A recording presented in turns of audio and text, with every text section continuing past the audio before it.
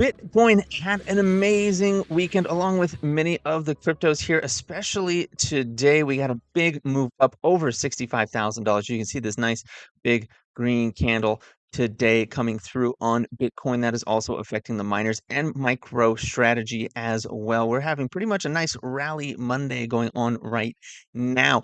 Before we get going and talking about these things, smash that like button, subscribe if you've been with us a while and haven't done so yet. Check out the Trade Cave store, link in the description, as well as the channel bio, as well as our brand new sticker shop. Go ahead and check those out. Let's get into this thing. So Bitcoin, we're coming off of a double bottom here. We got a bottom and another bottom. We crossed that neckline at 62.8, and we just launched off of that right now this morning.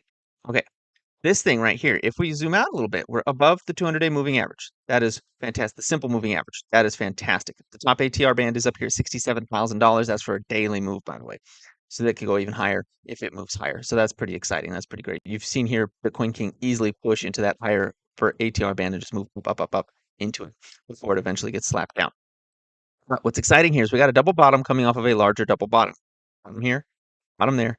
Neckline is right where we are right now, at like 64.6 to $65,000. All right, so we got that bigger double bottom, and we got a smaller double bottom right down here, launching us into that larger double bottom. That's very exciting. Why is that exciting? Because it's a bullish structure inside of a bullish structure, meaning that this thing could launch us up to all-time highs, up to new all-time highs. Now, we could fail right here. This is where we might fail. 66,580, right? We might fail there. And that would be reminiscent of back here, right? Where we came down, we had a double bottom, we had a bottom, and then another bottom, and we got a little scoop up that sent us higher. And then we came into another little double bottom that we thought was going to send us even higher, but then that ended up turning into a downtrend going all the way to the bottom of this descending panel that we've been in right now. So be aware of that.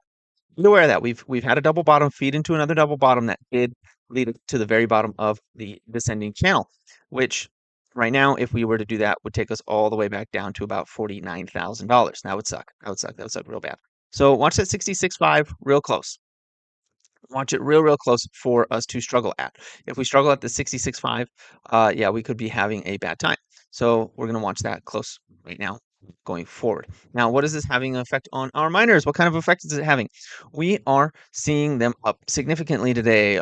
Most of them are up 3-4%. Some are up only like 2%. Like for some reason, Bitfarms lags behind, Riot lagging behind, CoreZ lagging behind. But we mentioned CoreZ would lag behind over the weekend video. And we'll talk about that here in a second. MicroStrategy is up 5% today, though.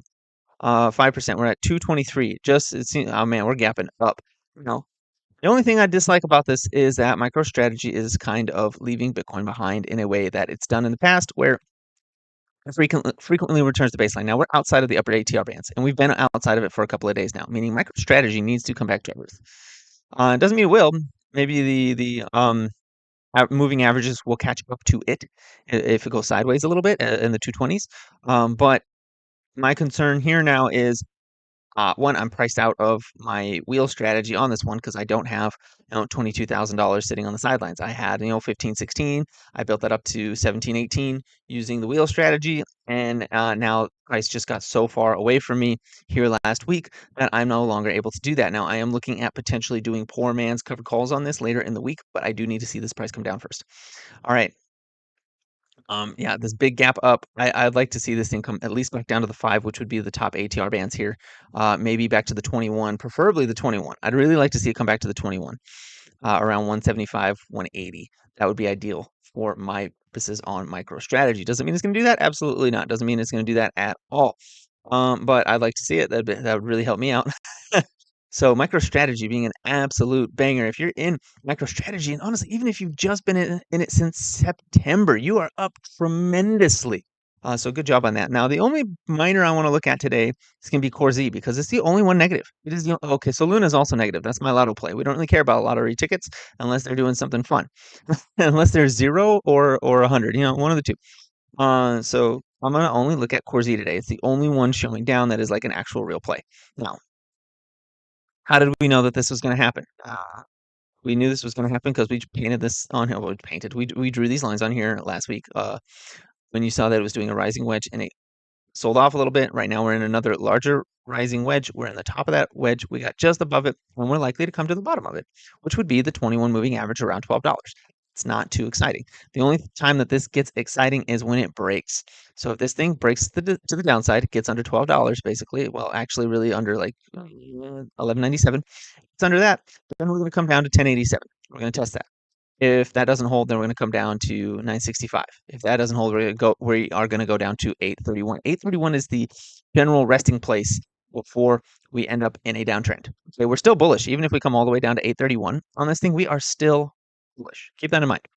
Um, but I'm seeing weakness on this one while all the other ones are seeing positivity, mostly because it's getting to the top of that bullish structure. It wants to blow off some of that steam. It got a little too hot, a little too fast, and it's coming back down now. That's nothing. It doesn't mean it's a bad stock. It doesn't mean anything like fundamentally wrong with Core Z right now. It just means that it's reached the peak that it was going to reach, and it is cooling off while the others are running. That's it.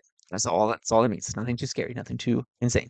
Mara up 5% today. That's pretty great. It's doing better. I might actually look at this one. Start looking at this one for a call option now that we are down here and we're getting a gap up. And what do we like to do on the Bitcoin miners? We like to gap up and go, and that is going to take us up to about 18, maybe even $19 real fast here, and it's going to likely play out this inverted head and shoulders as long as coin continues to cooperate and continues to go up. That is all. Now, I'm gonna have to get onto that Cipher When Moon video here real soon with Bitcoin moving like this. I think I'm gonna try to do that either tomorrow or the next day. If I'm really lucky, maybe I can do it over a lunch period today or something. I'll give that a go. Anyways, I believe that's all I wanted to talk about today. Honestly, my MicroStrategy wheel and my NVIDIA wheel, I've been priced out of those for now. I'm waiting for them to come down. Actually, I'll look at NVIDIA real quick. We'll look at NVIDIA real quick. Oh geez, here we go. Yeah, let me turn off my drawings. NVIDIA is also in the top ATR band, so I don't want to buy it here. I don't want to be putting on puts right now, especially when we are in this formation. This is a sneaky one, right? Yeah, we had an ascending channel right here, this ascending channel, a rising wedge, and broke to the upside. That broke to the upside. That is ominous. What is that doing? It is luring in the bulls and is getting them to get this false sense of security as we reach this peak back here around 140. We might hit that 140 and drop right off down to like 128, 130. I don't like rising wedges that break to the top, especially when all these oscillators and stuff are like overheated. So I would like to see this come back down to maybe baseline. Let me get rid of that one. Maybe come back down to say like 130 or something, 128. That would make me feel better about what's going on here with NVIDIA. I don't really like seeing that break above that, so that's a little concerning. Let me get rid of that. That's my orb from the other day. Okay, so it's 139 right now. It's breaking above an ascending wedge. I mean, it could do that. I mean, and NVIDIA has been crazier than this before, I guess, but it is outside of the upper ATR band. I don't like that. It's above the 5, above the upper ATR band. I want to see it come back down to at least the 5, 134, preferably the 21 at 125. That's what I want to see with NVIDIA before I'm like doing anything with it right now. Anyways, that's all I've got for you today. Please like, comment, subscribe, share this video. Check out the Trade Cave store, link in the description, as well as the channel bio along with the new sticker shop, and have a profitable day.